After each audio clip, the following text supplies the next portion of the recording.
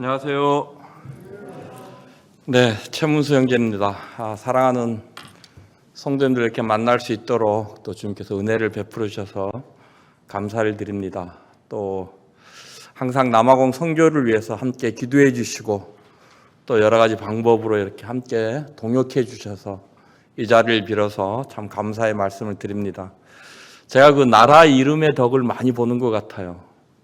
남아프리카 공화국 니은자로 시작하다 보니까 열린길 기도 제목에 제일 먼저 올라오는 것 같습니다. 그래서 참 모든 성도님들이 기도 시작할 때 남아공을 위해서 제일 먼저 기도해 주시고 참 너무 감사를 드립니다. 참 제가 한국에 와서 한 가지 좀 송구스러운 것은 제가 그렇게 대단한 사람이 아니에요. 성도님들은 한국에서 꼭 필요하신 분들입니다. 하나님께서 이곳에 두셨어요. 근데 저는요, 한국에서 쓸모없는 사람입니다. 제가 만약 한국에서 꼭 필요한 사람 같았으면 하나님께서 한국을 떠나게 하셨을까요? 아닙니다. 저는 정말 한국에서 쓸모없는 사람입니다. 근데 참 그러한 저를 하나님께서 남아공에서 사용해 주시니까 그 은혜에 감사해서 선교일을 감당하고 있을 뿐입니다. 그래서 오늘 이 시간 좀 하나님의 능력에 대해서 이 시간 좀 자랑을 하고 싶습니다. 우리가 섬기는 하나님, 그리고 우리가 믿고 있는 복음에 얼마나 놀라운 하나님의 능력이 있는지 함께 이렇게 좀 생각해 보는 그런 시간들이 되었으면 좋겠습니다. 먼저 하나님의 말씀, 로마서 1장 14절입니다.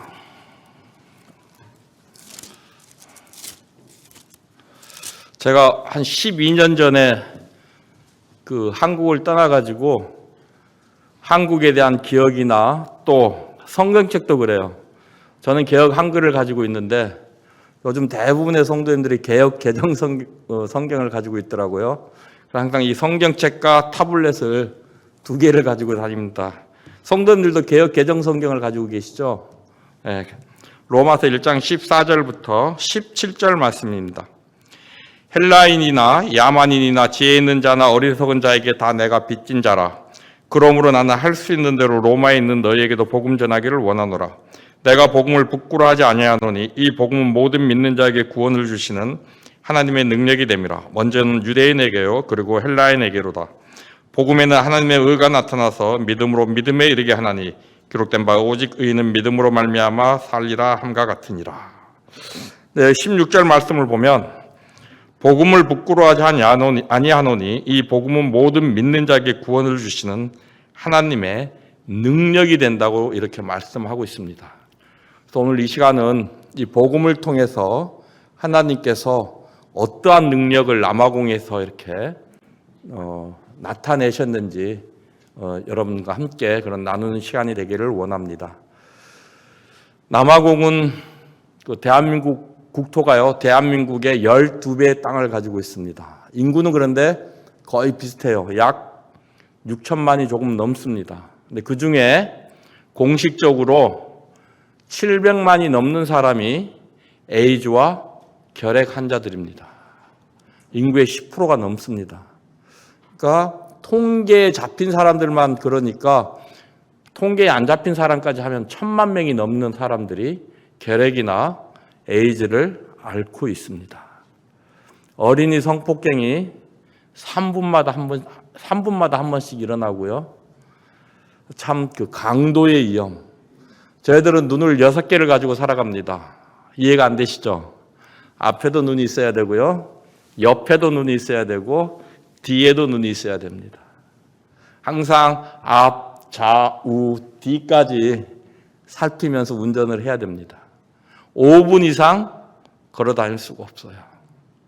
5분 이상 걸어 다니면 몸에 가지고 있는 모든 것들을 기부하고 와야 됩니다. 그래서 한국에 그 사업하시는 분들은 집에 현금 100만 원 정도를 항상 가지고 있는다고 합니다. 왜냐하면 강도들이 오면 주면 괜찮습니다. 이 나라는 강도들이 다 총기를 가지고 있기 때문에 안 주면 그냥 쏴버려요. 근데 주면 받고 그냥 갑니다. 한국 사람 중에 어떤 분은 강도를 당했는데 집에 가질 게 없어요. 줄 게 없어요. 그러니까 애들을 불러놓고 그 전기 주전자에 물을 끓여갖고 애들 머리 위에다 그 물을 붓습니다. 어떤 사람은 강도가 들어와가지고 안 주니까 전기 다리미를 꽂아놓고 애들을 불러놓고 애들 얼굴에다 그걸 갖다 쥐집니다. 참 그 나라 강도들은 참 인정사정도 없어요. 근데 이 강도들이 들어올 때 우리나라처럼 그냥 그 대충 들어오는 게 아니라 이 사람들은 치밀한 계획을 세우고 한 달이나 두 달 동안 그 자기가 들어가고자 하는 집에 동태를 살핍니다. 주인이 언제 나와서 언제 들어가고 개가 몇 마리가 있고 이런 것들을 모든 걸 살핀 후에 그리고 들어옵니다. 참 그래서 운전을 할 때도요. 한 15분 이상 제 차 뒤에서 같은 차가 계속 따라오잖아요. 일부러 속도를 늦춥니다.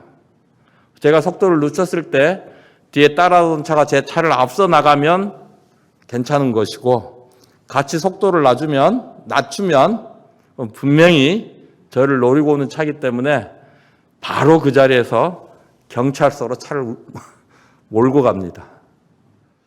대사관에서 안전교육 항상 그 문자를 보낼 때 그렇게 보냅니다. 경찰도 믿을 수가 없습니다. 경찰들이 밤에 핸드폰 실어 나르는 트럭들 있잖아요. 이런 트럭들을 세워놓고 경찰들이 그 차를 가지고 가서 다 팔아버립니다. 그래서 대사관에서 그 경찰차가 여러 대 있으면서 검문을 하는 건 서도 되는데 경찰차 한 대 있으면서 검문을 하는 그런 경찰들이 있으면 절대 쓰지 말라고 합니다. 그리고 경찰이 쓰라고 해도 쓰지 말고 그냥 가라는 겁니다. 그래서 경찰차가 따라오면 비상 깜빡이를 켜고 천천히 운전을 해서 가까운 경찰서로 먼저 들어가랍니다. 거기까지 경찰이 따라오면 경찰대로 사실 무서웠다. 너 경찰 아닌 줄 알고 그랬으니까 여기 경찰서 들어왔으니까 여기 와서 나를 조사할 일 있으면 조사해라 라고 이 대사관에서 항상 이 카톡으로 그런 문자들을 보내줍니다. 참 여러분 인터넷에 세계에서 가장 위험한 도시 이렇게 쳐보면 10위 안에 남아공에 있는 도시들이 2개나 3개 도시는 꼭 들어있을 거예요. 굉장히 그렇게 치안이 불안한 그런 나라이기도 합니다. 그런 나라에 주님께서 참 은혜를 베푸시고 또 그 나라의 사람들을 사랑하셔서 과하폰테인이라고 하는 지역에 주님의 몸된 교회를 세워주셨어요. 한 6년 정도 이렇게 됩니다. 참 거기는 이제 흑인들, 가난한 사람들이 사는 그러한 지역입니다. 제가 살고 있는 프레토리아에서 약 차로 1시간 30분 정도 걸리는 120-130km 떨어져 있는 곳입니다. 주님께서 그곳에 몸된 교회를 세우시고요. 지금 약 100여 명의 분들이 매주 주일날 예배에 참석하고 있습니다. 그중에 구원받으신 분들이 약 40여 분 되고요. 그리고 구도자들이 매주일 정기적으로 나오는 구도자들이 약 40여 분 됩니다. 그분들이 데리고 나오는 아이들과 또 비정기적으로 가끔가다 한 번씩 나오는 그런 구도자들까지 합치면 매주 100명이 넘는 사람들이 함께 모여서 이렇게 있습니다. 그래서 저희는 주일 오전 10시 반에 만찬 예배를 드리고요. 11시 반부터 12시 반까지 성도를 위한 말씀을 듣고요. 12시 반부터 1시 반까지 예찬 시간을 가진 후에 1시 반부터 2시 반까지 매주 주일 오후에는 복음의 말씀을 전하고 있습니다. 매주 화요일에는 자매 기도회로 이렇게 모이고 있고요. 그리고 금요일에는 제자 성경 공부로 이렇게 모이고 있고 토요일 날 오전에는 엠마오 성경 공부로 모이고 있고요. 그리고 토요일 오후에는 주일 학교로 이렇게 모이고 있습니다. 그리고 매월 셋째 주 토요일에는 복음 집회로 매월 셋째 주 토요일은 항상 복음 집회를 가지고 있습니다. 지금 주일 학교에는 적게는 150명, 많게는 매주 한 200명 이상의 어린이들이 참석하고 있습니다. 그것도 초등학교 4학년부터 고등학교 1학년까지만요. 초등학교 4학년 이하의 어린이들까지 이제 교회로 이렇게 받아들이다 보니까 300명, 400명 이렇게 어린이들이 옵니다. 저희 교회에서 감당이 안 돼요. 그리고 그 4학년 이하의 어린이들은 아직 영어가 많이 부족하기 때문에 굉장히 힘듭니다. 그래서 장소적인 문제도 있고요. 여러 가지 복합적인 문제로 인해서 좀 초등학교 4학년부터만 이렇게 주일학교로 받아들이고 있습니다. 근데 참 주님께서 이 교회를 세우시면서 영혼들을 구원하시면서 그 성도들의 삶을 변하게 하는 모습들을 봤을 때 요즘은 제가 성도들을 가르치는 것이 아니라 성도들에게서 많이 배우고 있습니다. 고등학교 1학년 학생이 구원을 받았어요. 근데 어머님이 에이즈로 돌아가셨습니다. 집이 워낙 가난하다 보니까 장례식을 치를 형편이 안 돼요. 교회에서 장례식을 거의 치러줬죠. 모든 비용을 다 제공을 해서. 그러고 나서 1년이 흘렀습니다. 고등학교 이제 2학년 나이가 되었잖아요. 그런데 이 형제가 갑자기 저에게 이 신앙 상담을 요청을 합니다. 무슨 일이냐 했더니 한 달 후면 어머니 일주기가 되는, 돌아가신 지 일주기가 되는 그런 날인데 외삼촌들로부터 엄청나게 전화가 온답니다. 꼭 참석을 해야만 한다고. 왜냐하면 이 형제가 고등학교 이제 2학년이지만 우리로 치면 맞상주예요, 맞상주. 그렇기 때문에 꼭 참석을 해야 되는 겁니다. 그래서 제가 그 형제에게 물어봤습니다. 그래, 가면 되지 무엇이 문제냐? 이 형제 하는 말이 거기 가면 모든 의식들이 우상을 섬기는 그러한 의식들이랍니다. 흑인 문화는 조상신도 섬기고 하나님도 섬깁니다. 참 흑인들 교회는 참 이상해요. 이게 이제 우리처럼 정상적으로 어떤 교육을 받아서 목사님이 되는 것이 아니라 내가 경제적으로 집에 안에서 좀 안정이 되면 사회적으로 덕망을 얻고 싶어서 우리 집에서 교회를 시작합니다. 이곳이 이제 부족 사회다 보니까 우리 일가 친척만 해도 20-30명이 모여요. 그럼 모여서 뭘 하느냐? 흑인들이 노래 부르고 춤추는 걸 엄청 좋아하거든요. 그러니까 1시간 반씩 막 박수치고 춤추면서 찬양을 합니다. 그게 끝나면 또 한 1시간 동안 막 목이 터져라고 통성기도를 합니다. 그리고 집으로 돌아가요. 말씀이 없습니다. 이 목사님들도 성경을 읽지 않아요. 그래서 제가 여러 자칭 선지자라 하는 분들과 목사님들을 만나서 교제를 할 때 또 성경책은 꼭 가지고 다녀요, 그분들이. 그래서 자, 마태복음을 좀 펴십시오 하면 마태복음을 못 찾아요. 그리고 심지어는 어떤 그날에 이제 흑인의 90% 이상이 차지하는 교회가 자이언 처치라고 하는, 우리로 치면 시온 교회, 그런 이제 교단이 있는데 그 교단에서는 어떻게 가르치냐면 천국과 지옥을 가르치는 것이 아니라 사람이 죽으면 영혼이 이 몸에서 분리가 돼가지고 이 몸은 흙으로 돌아가고 이 영혼은 다른 몸을 가지고 새롭게 태어난다라고 가르칩니다. 그러니까 이분들은 천국 지옥 얘기를 하면 그게 뭔지 하고 몰라요. 그런 상황입니다. 그러니까 참 안타까운 게요. 어떤 목사님은 월요일부터 토요일까지 동네에서 무당을 합니다. 그리고 일요일만 목사예요.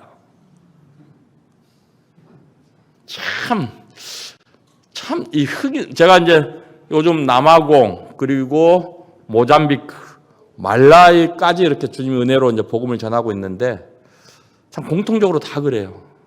참 안타깝습니다. 그래서 이 형제가 그런 얘기를 하는 거예요. 모든 의식이 우상을 숭배하는 그런 의식이랍니다. 귀신을 섬기는.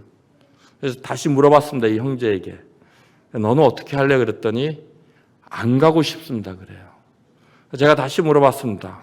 너가 안 갔을 경우에 어떤 일이 생기느냐? 그랬더니 형제 말이 삼촌들한테 맞아 죽을 수도 있습니다.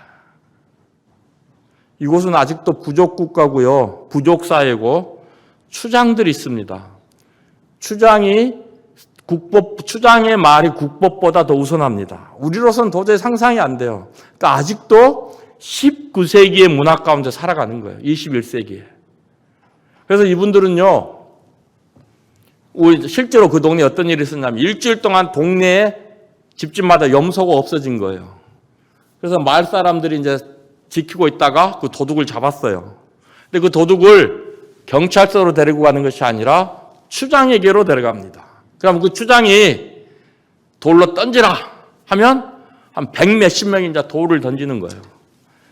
그게 아침 9시부터 오후 3시까지 됩니다. 그런 일로 사람들이 굉장히 많이 죽어요.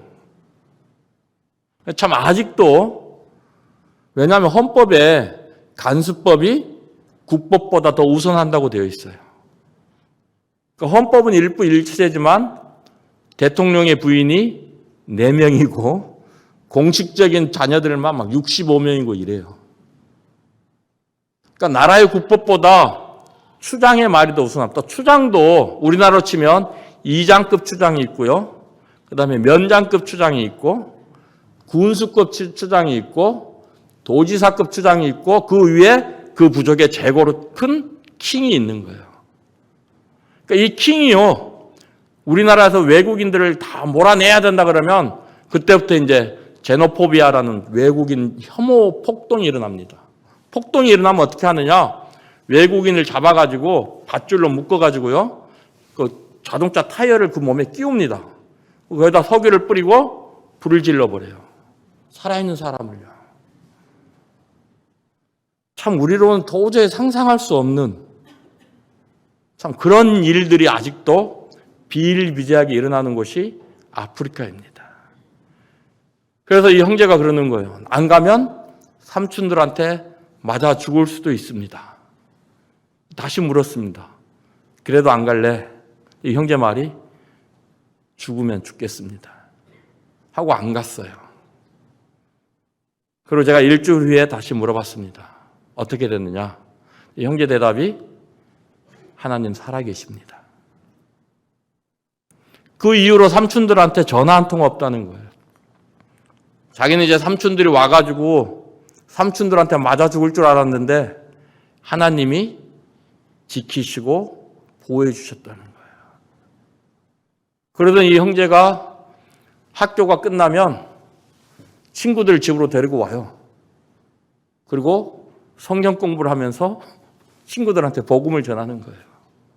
지금 이 형제가 24살이 되었는데요. 교회에서 아주 든든한 일꾼이 되었습니다.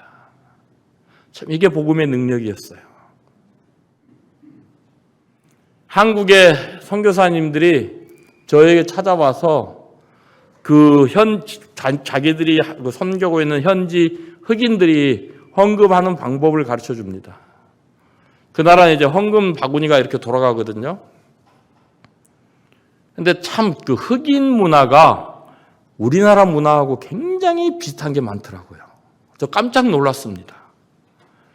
하여튼 여러모로 비슷한 게 많아요. 그래서 우리 정서하고 거의 비슷합니다. 근데 이분들도 거칠애를 굉장히 중요시 여겨요.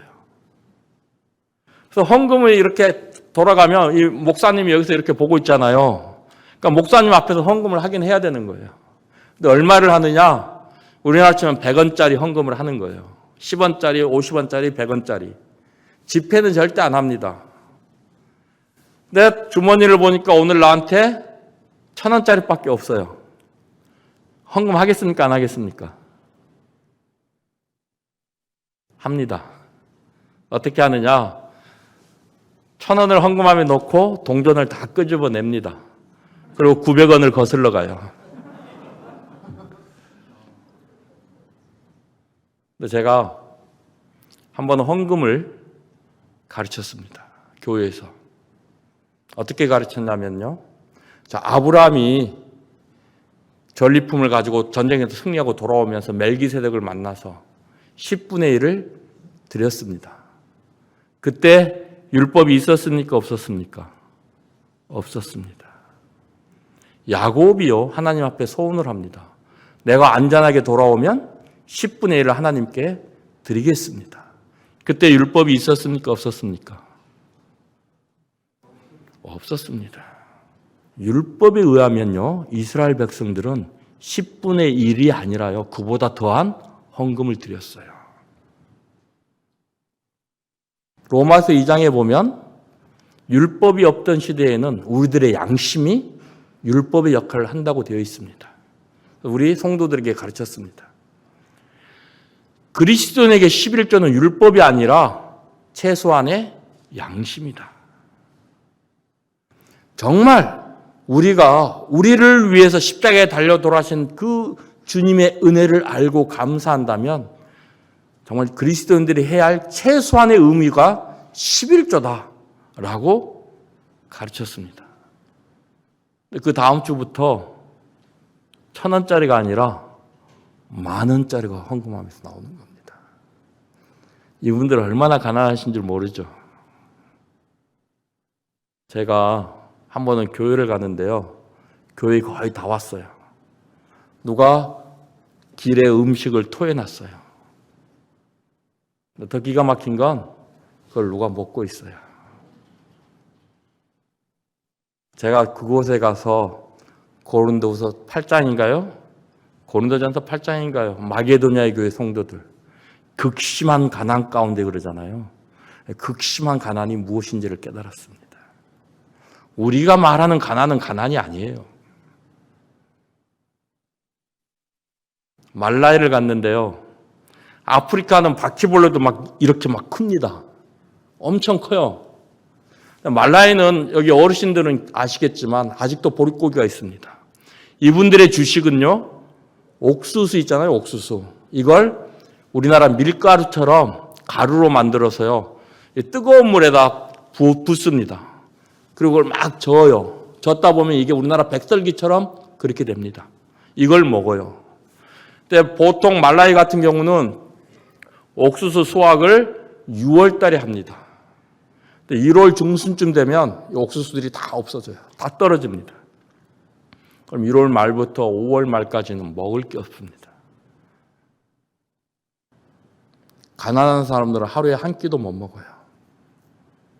그래서 이런 바퀴벌레 있잖아요. 이걸 그냥 햇빛에 그냥 말려요. 그걸 그냥 먹습니다. 바퀴벌레만 먹는 것이 아니고요, 생쥐, 우리나라 생쥐 있잖아요. 이걸 좀 껍데기를 100개 갖고 주면서 먹으라 하면은 그냥 눈 찔끔하고 먹겠는데요, 이걸 그냥 5, 6마리 있잖아요. 한 요만한 꼬챙이에다 살아있는 걸 그냥 껴요. 그래서 햇빛에 말립니다. 근데 이게 이제 햇빛에 말렸으니까 이게 완전 납작하게 달라붙었잖아요. 그런데 쥐터러기는 막 뽀짝뽀짝 서 있어요. 꼬리 그대로 있고 다리 그대로 있고. 이걸 먹으라고 줍니다. 야, 성게서 하는 걸 먹어야 되는데요, 정말 미안하다. 제가 바퀴벌레는 먹어봤거든요. 주니까 먹어야죠. 그것까지는 먹을 수 있겠더라고요. 근데 그거는요, 막 털에게 이렇게 뻣뻣하게 서 있고 이런 거 보니까 못 먹겠더라고요.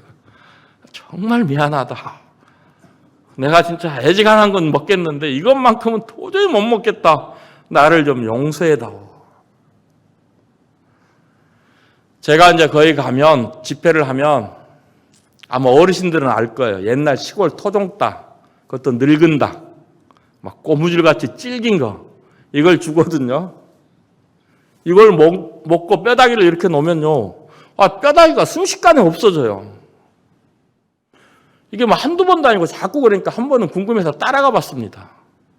따라갔는데 세상에 그 뼈다귀를 갖다가 발라먹고 있어요. 얼마나 먹을 게 없으면요. 근데 그런 사람들이 구원을 받으니까요, 내일 당장 빵을 못 사더라도 하나님께 먼저 드리는 겁니다. 이게 복음의 능력이었어요. 제가 성도들한테 무엇을 가르치겠습니까? 오히려 배워야죠. 제가 무슨 말만 하면 우리 성도들은 그걸 사람의 말이 아닌 데살로니가 성도들처럼요, 사람의 말로 받는 거예요. 그러니까요, 그들 마음속에서 그 말씀이 역사를 하는 겁니다. 그래서 그 마음, 그들의 삶 가운데 놀라운 변화들이 일어나는 거예요. 이분들이 정말 받는 데만 익숙해졌어요. 이번에 들어오니까 어느 분이 그러더라고요. 아프리카 선교를 위해서 20억을 넘게 쏟아부었다고요. 근데 열매가 없다고. 당연하죠. 돈이 먼저 들어가잖아요. 그래서 이 아프리카 사람들은요, 선교사 하면 돈입니다.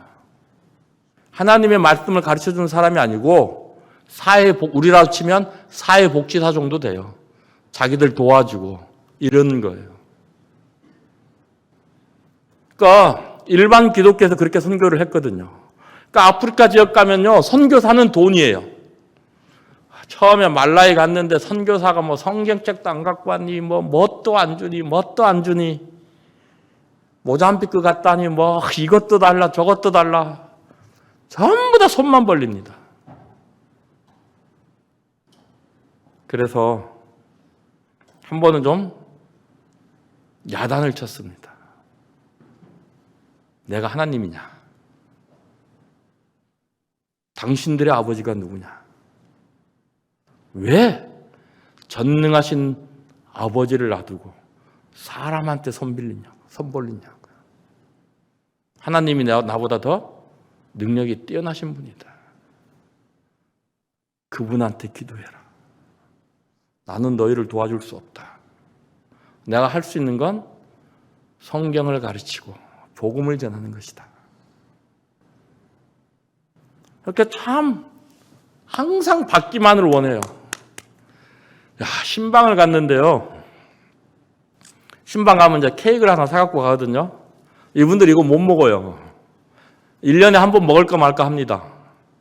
이걸 사가지고 가면, 우리 같으면 이제 신방 끝나면 이렇게 잘라서 같이 나눠 먹잖아요.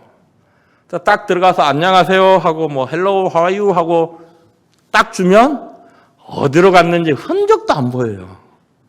신방 끝날 때까지 찬물 한 그릇도 안 줍니다. 야, 참 섭섭하대요. 정말 섭섭하더라고요. 그래서 하루는 가르쳤습니다. 성경이 그걸 가르치잖아요. 일꾼들 섬기는 방법. 배나 존경하고요. 좋은 걸 서로 나누고 분명히 가르치잖아요. 성도들에게 그걸 가르쳤습니다. 그러면서 그랬어요. 너희들이 없는 것으로 섬길 수 없다. 하지만 너희들이 가지고 있는 것으로 얼마든지 섬길 수 있다. 한번 생각해 보아라. 라고 이야기를 했습니다. 그럴 그 다음부터 이분들은 집에 가면 아보카도 나무도 있고 망고 나무도 있고 귤나무 이런 것들이 집에 있어요. 왜냐하면 이제 수확철이 되면 장사꾼들이 마을에 와요. 그래가지고 딱 열매 열린 거 보고 얼마 하고 돈을 주고 그걸 다 털어서 갑니다. 그래서 이제 팔려고 집집마다 그런 과일나무 한두 그루 정도는 다 심어놨어요. 근데 이분들이 이제 그때부터 어떤 일들이 생기냐면요. 아보카도 나무를 장사꾼이 오기 전에 먼저 땁니다. 귤도 먼저 따요. 그래갖고 비닐봉다리 2개를 딱 만듭니다. 교회로 가지고 와요. 이거는 아브람 거, 이건 제 영어 이름이 아브람이고 박성민 형제 이름이 제이콥입니다. 이건 아브람 거, 이건 제이콥 거. 그리고 신방을 가잖아요. 밀가루 반죽해갖고 기름에 튀깁니다. 그리고 그걸 내놔요. 맛있다 그러면 집에 가서 먹으라고 이렇게 싸줘요. 그리고 이제는 콜라도 사다 놓고요. 사이다도 사다 놓는 거예요. 참 놀라웠습니다. 무엇을 받아서가 아니라요. 그들의 마음이 얼마나 고맙습니까? 한 번은 연말에 자매하고 저하고 밖에 나가 있으래요. 밖에 나갔습니다. 자기들끼리 뭘 준비를 했어요. 들어오는데 눈을 감고 들어오래요. 눈을 감으래요. 자매하고 저하고 눈을 감았습니다. 손을 잡고 데리고 들어왔어요, 안으로. 눈을 떠보랍니다. 눈을 떠라서 떴더니 이 앞에 이런 빨래 바구니 있잖아요. 플라스틱으로. 이거 그 나라 플라스틱 굉장히 비쌉니다. 우리나라 1,000원짜리 락앤락 있잖아요, 통. 그 나라 보통 5,000원, 6,000원 합니다. 플라스틱 제품이 엄청 비싸요. 그런데 이만한 그 빨래 바구니, 그리고 커피통, 설탕통, 프리마통 3개를 까딱 있는 거예요. 그러니까 성도들이 돈을 모아가지고 그걸 사서 우리 선물로 주는 겁니다. 눈물 나오겠죠. 정말 눈물 나오더라고요. 너무너무 감사했습니다. 이게 복음의 능력이었습니다. 엊그저께 전화를 했는데요. 그러니까 참 얼마나 변했냐면 형제들이 대학교가 개강을 했습니다. 개강을 했는데 이번에 5명이 대학을 들어갔고요. 작년에 4명이 대학을 들어갔습니다.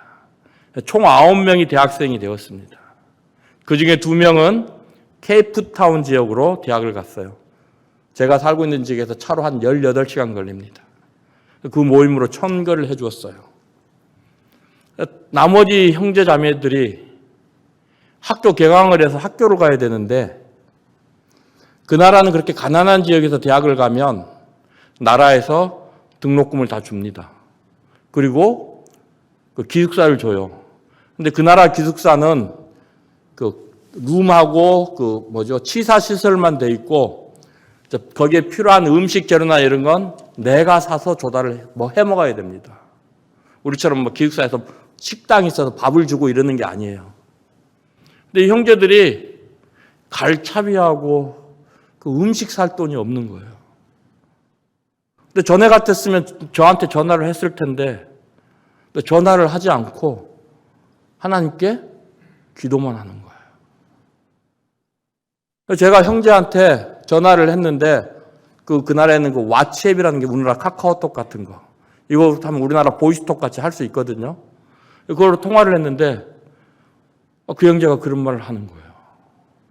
개강을 해서 일주일이 됐는데 학교를 못 가고 있다고.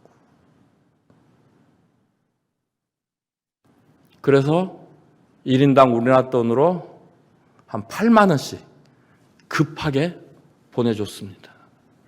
이걸로 차비하고 일단 급한 음식 사서 빨리 가서 공부해라. 그러니까요, 무조건 손만 벌리던 형제 자매들이 이제는요, 사람을 의지하지 않고 하나님께 기도하는 겁니다. 이게 복음의 능력이었어요. 이 형제들이 어떻게 해서 대학을 들어가는 줄 아세요? 그 나라는 유급제도가 있습니다. 유급제도. 그래서 어느 정도 평균 점수가 안 나오면 다음 학년으로 못 올라갑니다. 이 형제들이 고등학교 1학년 때 구원을 받고 침례를 받았는데 2년 후에도 고등학교 1학년인 것입니다. 제가 어느 날 불러서 형제들에게 물어봤습니다. 내가 너희들을 처음 만났을 때가 고등학교 1학년인데 아직도 고등학교 1학년이다. 그 이유가 무엇이냐? 그때 형제들이 우리는 공부에는 취미도 없고 학교 생활은 더더욱 그렇답니다. 그래서 고린도전서 말씀을 피고요. 먹든지 마시든지 무엇을 하든지 하나님의 영광을 위하여 하라. 공부도 그렇다. 내가 너희들에게 100점 맞아오라고 이야기는 못한다. 왜? 너희들이 아무리 공부가 열심히 해도 공부가 아닌 사람들은 공부를 아무리 해도 안 되잖아요. 사랑하는 성도님들, 자녀들 재능이 무엇인지 잘 먼저 파악하셔요. 공부가 아닌데 자꾸 공부해라 그러니까 부모하고 자녀 관계가 이상해지잖아요. 그러니까 포기할 건 일찍 포기하시고 욕심을 버리시고 다른 길을 찾으셔야 되는 거예요. 그 형제들한테도 그랬습니다. 그렇다고 너희들이 포기해서는 안 된다. 열심히 해야 된다. 그래도 안 되는 건 어쩔 수 없다. 그건 뭘 하지 않겠다. 근데 해보지도 않고 그러는 것들은 하나님께 영광도 안 되고, 죄송하지만 아프리카에서는요, 대한민국을 잘 모릅니다. 일반 좀 지식층이나 대한민국을 알지요. 보통 사람들은 대한민국을 모릅니다. 그래서 그 사람들은 아직 우리 성도들 빼고 그곳에 아직도 저는 차이니스입니다. 중국 사람이 그걸 불러요. 그리고 우리 교회를 차이니스 처치라고 부릅니다. 중국 교회라고 불러요. 근데 다 모든 사람들이 니들이 중국 교회를 다니고 있는 걸 안다. 그런 것들이 하나님께 영광이 되겠느냐 하고 교제를 해줬습니다. 한 2, 3개월이 흘렀어요. 그 형제들이 저에게 왔습니다. 시험을 봐서 결과가 나왔는데 선생님이 자기들을 부르더라는 겁니다. 그러면서 하는 말이 왜 컨닝했냐고. 그러니까 이 친구들이 정말 그 말씀을 하나님의 말씀으로 받고 공부를 하기 시작한 겁니다. 그리고 작년에 우리로 치면 다 인서울을 했어요, 대학을. 그 나라도 그 프레토리아에 있는 대학에 가기가 굉장히 어렵거든요. 쉽지가 않아요. 특히 그런 가난한 지역에 있는 공립학교에서요. 근데 이 형제들이 다 그 대학교에 입학을 한 겁니다. 참 놀라웠습니다. 그러니까 이 형제들도 믿기지가 않는 거예요. 자기들이 대학에서 공부를 하고 있다는 게. 한번 생각을 해보세요.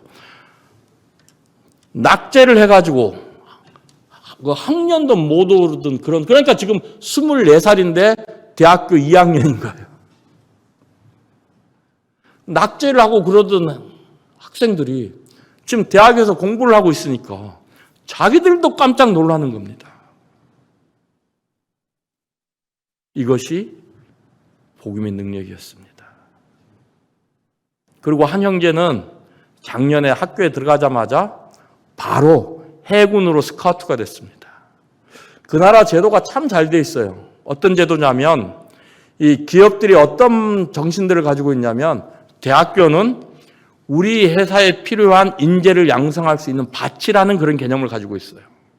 그래서 좀 성적이 우수한 그런 학생들은 대학에서 회사에서 대학생 때 이미 자기 회사로 취직을 시킵니다. 그리고 월급을 줍니다. 학비를 줘요.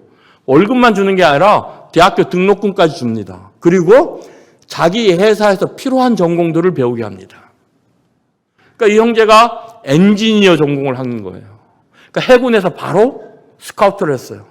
월급을 주면서 이제 그 해군에 필요한 배 고치고 이런 기술을 배우는 엔지니어를 만드는 겁니다.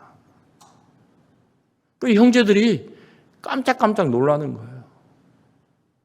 그러면서 요즘 하는 말이 그렇습니다. 다른 거 없다. 하나님 말씀에 순종하는 것이 곧 복이다. 참 놀라웠습니다. 사랑하는 성도입니다. 이것이 복음의 능력이었습니다. 제가 말라위, 모잠비크 참 주님의 은혜로 세 개국에서 좀 복음을 전하고 있는데 제가 느끼는 것은요. 정말 밭은 추수할 때가 돼서 하얗습니다. 추수할 곡식은 많은데 일꾼이 없는 거예요. 그곳만 그러겠습니까? 한국도 마찬가지라고 생각합니다. 우리는요. 세상 사람들이 너무 악하고 세상이 악하고 마음이 완악하다고 모든 것들을 세상 탓으로만 하고 손 놔버렸습니다. 요즘 북부교회 성도님들은 아직도 전도지 돌리는 줄로 믿습니다. 근데 성도님들이 잘못 알고 있는 게요. 전도지 1000장, 2000장 돌리고 열매 없다고 그만둬버립니다. 전도지 1000장 돌려갖고 사람들 구원받을 것 같으면 이 세상에 있는 사람들 다 구원받습니다. 사람 그렇게 쉽게 구원받는 게 아니잖아요. 전도지 100만 장, 200만 장 돌려도 한 사람 구원받을까 말까 한 그런 세상입니다. 근데 우리는 1000장, 2000장 돌리고 포기해버립니다. 죄송한 말씀입니다만 사람들이 구원받는 건 우리의 영역이 아닙니다. 하나님의 영역이시죠. 우리의 영역은요, 전하는 것입니다. 사도 바울이 그럽니다. 내가 할 수만 있는 대로, 이 말의 의미가 무엇이냐면요. 기꺼이 자원해서 열심히 복음을 전한다는 것입니다. 이게 우리가 해야 되는 것입니다. 근데 우리는 하나님의 영역까지 침범을 합니다. 그러니까 복음을 못 전하는 거예요. 복음을 전하고 구원받고 안 받고는 하나님께 맡기고요. 우리는 우리의 일을 해야 되는 것입니다. 어느 지역교회를 방문했는데 그 장로 형제님이 굉장히 가슴을 치면서 슬퍼하시더라고요. 물론 코로나 영향도 있겠지만요. 5년 동안 교회에 침례식이 없었답니다. 굉장히 슬퍼하시더라고요. 디도서 2장에 보면요. 예수 그리스도께서 죽었다가 살아나신 것은 우리를 모든 불법에서 깨끗게 하시고 그리고 선한 일에 열심하는 친백성이 되게 하려 하심이라고 말씀하셨습니다. 근데 제가 요즘 들어와서 생각하는 게 뭐냐면 우리가 너무 이 주님의 십자가의 죽으심을 너무 단편적으로만 생각한다는 것입니다. 우리를 죄에서 구원하시기 위해서. 맞습니다. 그것만이 목적은 아니었습니다. 디도서 2장에서 분명히 말씀하십니다. 우리로 하여금 선한 일에 열심하는 친백성으로 만들기 위해서 예수 그리스도께서 십자가에서 죽으시고 우리들을 죄에서 구원하셨다는 것입니다. 하나님은 모든 사람이 구원을 받으며 진리를 안되 이르기를 원하십니다. 우리가 봐도 세상이 이렇게 악한데 하나님이 보실 때 이 세상이 얼마나 악하겠습니까? 그럼에도 불구하고 하나님께서 아직도 이 세상을 멸망하지 않고 보존하신 이유는 베드로후서에서 분명히 말씀하십니다. 모든 사람이 회개하여 하나님께로 돌아오기를 원하셔서 지금도 오래 참고 있다라고 말씀하고 있습니다. 그래서 하나님은 지금도 일하시고 있습니다. 예수님이 그러시잖아요. 아버지가 일하시니 나도 일한다. 사도 바울이 그랬습니다. 고린도전서에서요. 우리는 하나님과 함께 일하는 자다. 아담과 화가 선악과를 따먹은 이후로 하나님의 안식은 깨어졌습니다. 지금도 한 영혼이라도 더 구원하시기 위해서 하나님은 일하고 계신다는 것입니다. 하나님이 일하시는데 우리가 놀고 있을 수 있습니까? 사랑하는 성도님들, 우리는 열심히 전해야 됩니다. 그들이 듣든지 안 듣든지 열심히 전해야 됩니다. 포기하지 마시고요. 낭망하지 마시고요. 제가 선교 나간 지 5년이 되었는데요. 교회가 안 세워집니다. 참 말 조심해야 되겠더라고요. 바른 말이 천리 아니라 천리 더 가더라고요. 남아공에 있는데 최영재 선교 나간 지 5년이 됐는데도 아직 교회가 안 세워졌더란 말이 들려요.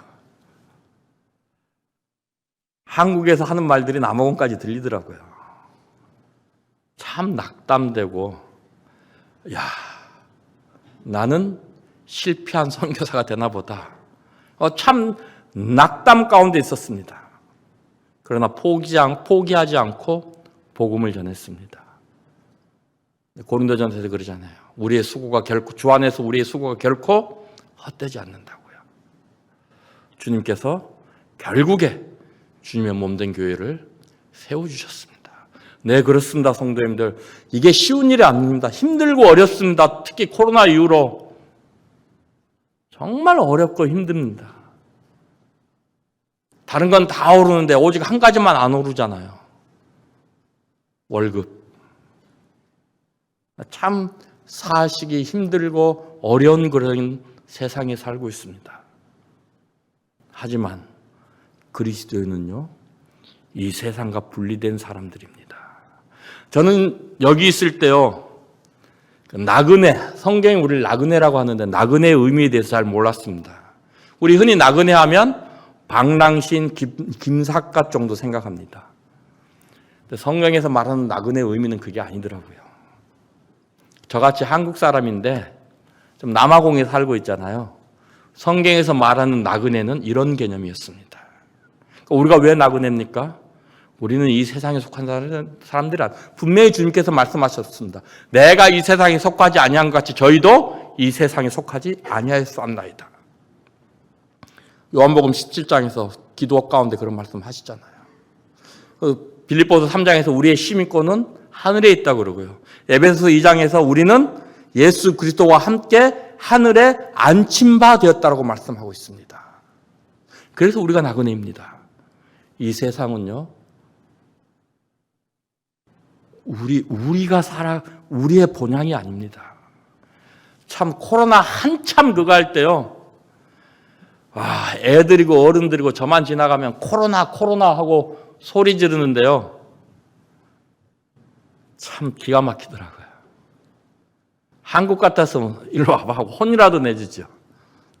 거기서는요, 아무 반응도 없습니다. 왜냐하면 외국인이기 때문에요. 나그네이기 때문에요. 절대 반응하지 않습니다. 그곳에 집값이 오르든 주식값이 오르든 전혀 관심 없습니다. 왜냐하면 나그네이기 때문에요. 이게 그리스도인의 삶이었습니다.